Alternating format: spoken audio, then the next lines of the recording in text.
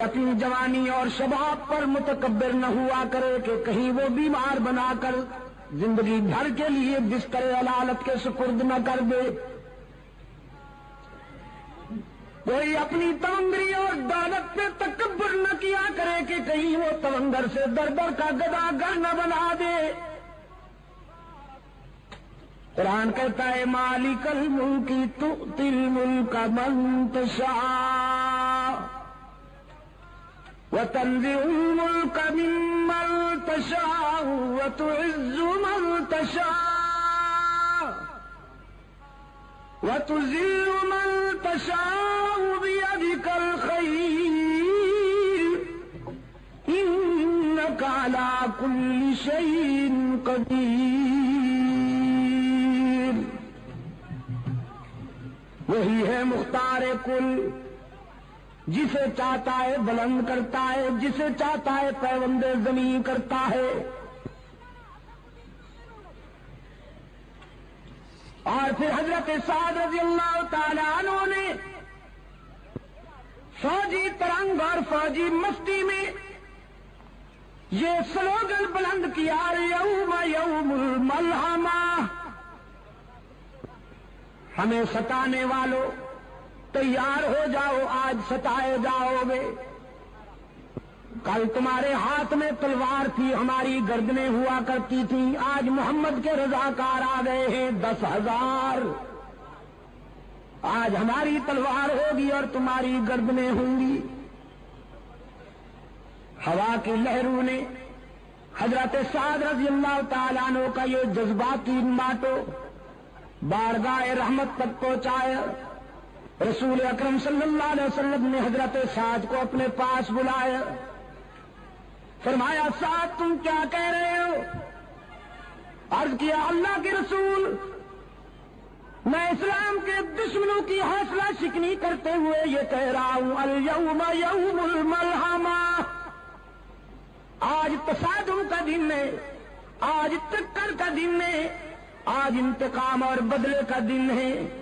رحمت للعالمین صلی اللہ علیہ وسلم کی آنکھوں میں رحمت کے موتی تیر آئے۔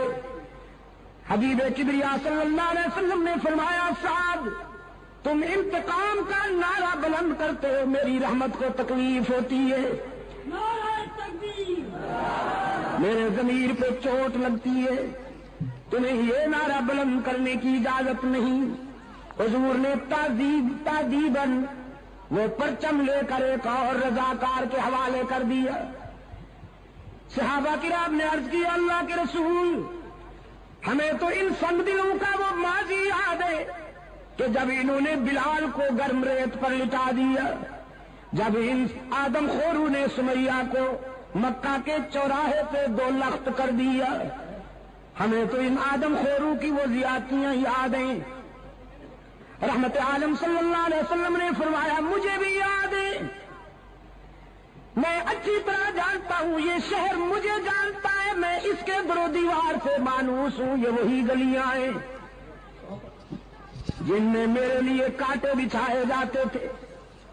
یہ وہی شہر ہے جس کے نوجوان میری ہوٹنگ کے لیے جلوس نکالا کرتے تھے، یہ وہی باشندے ہیں جو میں مجھ پہ سنگ باری کر کے مجھے لہولہان کر دیا کرتے تھے، یہ وہی مکان ہیں جن کی چھتوں پر عورتیں کوڑا کرکٹ لے کے میری انتظار کیا کرتی تھی۔ لیکن تم جانتے نہیں کہ میں یہ سارے ظلم سہنے کا عادی ہوں، یہ ستانے کے عادی ہیں، ہم معاف کرنے کے عادی ہیں، ان کے دامن پتھروں سے بھرے ہوئے ہیں، ہمارا ظرف عفو و درگزر سے معمور۔ شاید تمہیں وہ یاد نہیں کہ یہ ساری چوٹیں سہ کر میں بیت اللہ میں پہنچتا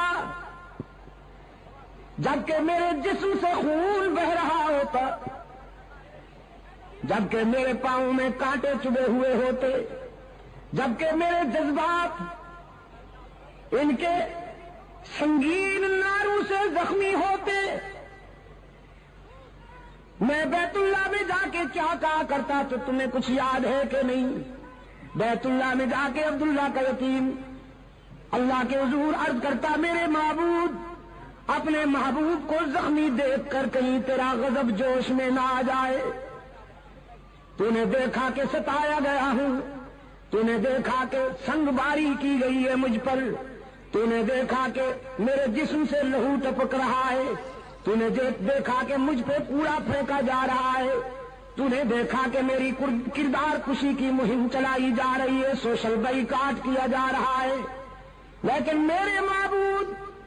میں تیرے در پہ اس لیے نہیں آیا کہ اپنے ستانے والوں کی ہلاکت و بربادی کی دعا کروں، میں تو تیرے در پہ اس لیے آیا ہوں کہ زندگی کے کسی مرحلے پر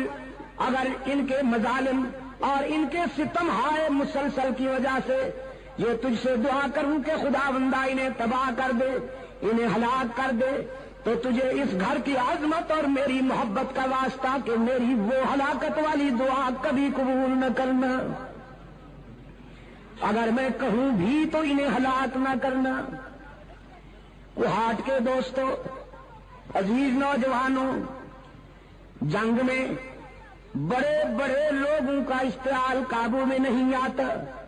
بڑے بڑے لوگ اپنی عظمت فراموش کر بیٹھتے ہیں، لیکن رحمت عالم صلی اللہ علیہ وسلم کے اعتدال و توازن کا اندازہ کیجیے کہ میدان جنگ میں ایک کافر کی تلوار حضور پہ اٹھی،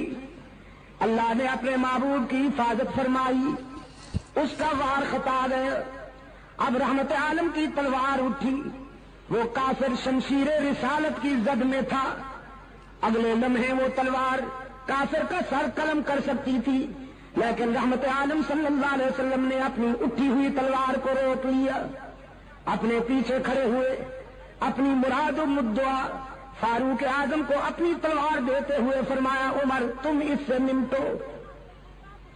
فاروق اعظم رضی اللہ تعالیٰ عنہ عرض کرتے ہیں، اللہ کے محبوب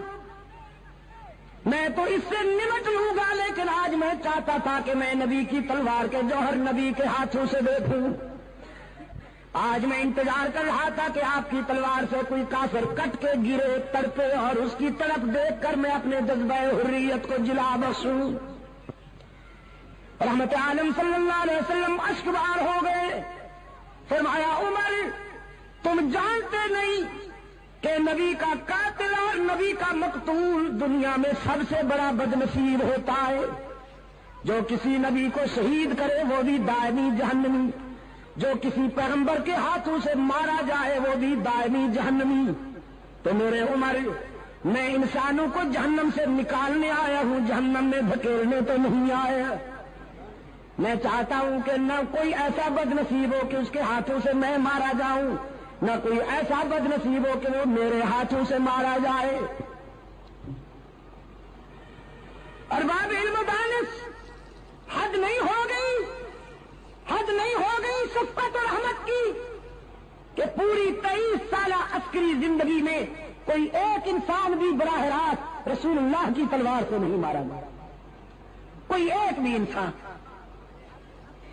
میرے آقا نے اپنے رضاکاروں سے فرمایا، یہ نعرہ بلند کرنے کی اجازت نہیں، آج میں ان کے لیے وہی جذبات لایا ہوں جو میرے بھائی کے حضرت یوسف کے جذبات تھے کنویں میں ڈالنے والے مہربانوں کے لیے، آج میں بھی ان کے لیے وہی کہتا ہوں جو میرے بھائی یوسف نے کہا، لا تثریب علیکم اليوم، آج تمہیں تمہارے ماضی پر شرمندہ بھی نہیں کیا جائے گا، تو تم بھی جاؤ مکہ کی گلیوں میں جا کے، مکہ کے ہر دروازے پہ جا کے میرا پیغام پہنچاؤ، الیوم یوم المرحمہ، آج بدلے اور انتقام کا دن نہیں، آج عبداللہ کا یتیم تمہیں معاف کرنے کے لیے آیا ہے، آج آمنہ کا لال تمہیں دامن رحمت میں چھپانے کے لیے آیا ہے، ڈرتے کیوں ہو؟ تم نے اپنے دروازے بند کر لیے ہیں، شہر چھوڑ رہے ہو، تمہارے جسم پر لرزہ طاری ہے، ذرا باہر آ کے دیکھو، آج مکے میں فاتح بن کے آنے والا کوئی مادہ پرست شہنشاہ نہیں، آج فاتح بن کے آنے والا محبوب کبریا ہے،